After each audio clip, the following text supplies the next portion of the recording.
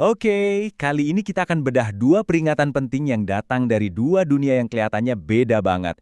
Tapi keduanya sama-sama nunjuk ke satu arah. Sepertinya ada badai besar di depan kita. Yuk kita coba pahami panduannya bareng-bareng. Nah, yang pertama ini datangnya dari panggung global.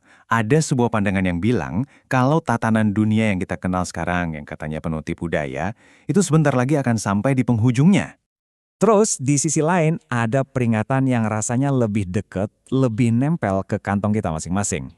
Kondisi ekonomi yang dari luar kelihatannya baik-baik aja, tapi ternyata di dalamnya ada bom waktu yang siap meledak. Kita mulai dari skala yang paling besar dulu ya, panggung dunia. Menurut Syekh Imran Hosein, sistem global yang berjalan sekarang itu bukan tentang kebebasan, tapi soal kontrol. Dan sistem ini katanya memang sudah didesain untuk khairil akharin, berakhir. Syekh Hussein menyebut era yang kita jalani ini Pax Americana. Gampangnya, ini adalah sebuah tatanan dunia di mana cuma ada satu negara adidaya, yaitu Amerika Serikat yang mendominasi hampir segalanya, mulai dari kekuatan militer sampai ke sistem keuangan global. Terus gimana caranya mereka bisa punya kontrol sebesar itu? Nah, ini dia mesin utamanya, petrodolar. Logikanya gini, dunia dipaksa untuk beli minyak pakai dolar. Hasilnya, tentu saja satu negara jadi super kaya, sementara negara-negara lain harus nanggung beban harga yang terus-terusan naik. Sistem inilah, menurut beliau, yang jadi akar dari banyak ketidakadilan global. Di sini kita bisa lihat perbedaannya, kayak langit dan bumi kan. Di satu sisi, ada sistem yang dibangun di atas dominasi. Nah, di sisi lain, Syekh Hussein menawarkan sebuah gagasan aliansi yang tujuannya bukan untuk menguasai, tapi untuk sama-sama menegakkan perdamaian dan keadilan.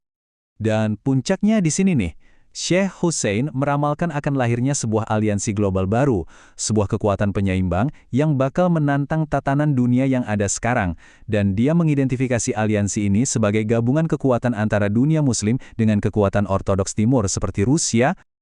Oke, dari urusan geopolitik yang rumit dan besar banget, sekarang coba kita tarik benang merahnya ke sesuatu yang paling personal buat kita. Isi dompet. Soalnya, menurut Profesor Ferry Latuhihin, badai yang sama juga lagi mengintai ekonomi kita dari dalam. Coba lihat angka ini, 7%. Mungkin kelihatannya cuma angka biasa ya. Tapi, menurut Profesor Latuhihin, ini tuh udah kayak lampu merah yang nyala terang banget. Ini adalah sinyal bahwa mesin ekonomi kita sebenarnya lagi melambat, gak sekencang yang kita lihat di permukaan. Dan gejalanya bukan cuma itu. Profesor Latuhihin juga melihat tanda-tanda lain, pasar saham yang rapuh, daya beli masyarakat yang makin menurun, sampai susahnya cari kerja. Ini bukan lagi masalah orang kaya atau miskin loh, ini masalah yang dampaknya bisa kena ke kita semua. Terus kita harus gimana dong? Nah, Profesor Ferry ngasih kita buku panduan praktisnya. Pertama, kurangin semua pengeluaran yang nggak perlu. Kedua, siap-siap untuk kondisi yang mungkin lebih berat. Ketiga, dan ini yang paling penting, mulailah belajar investasi sekecil apapun itu.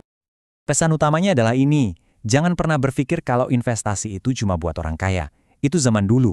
Sekarang, di era digital ini, dengan uang Rp10.000 pun, Anda sudah bisa mulai membangun benteng pertahanan finansial Anda sendiri.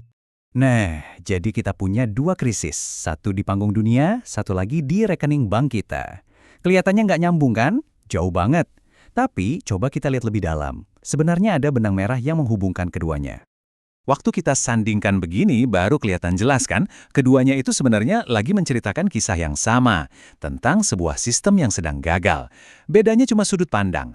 Syekh Hussein melihatnya dari atas, dari level makro, geopolitik, sementara Profesor Ferry melihatnya dari bawah, dari dampaknya langsung ke kehidupan kita sehari-hari.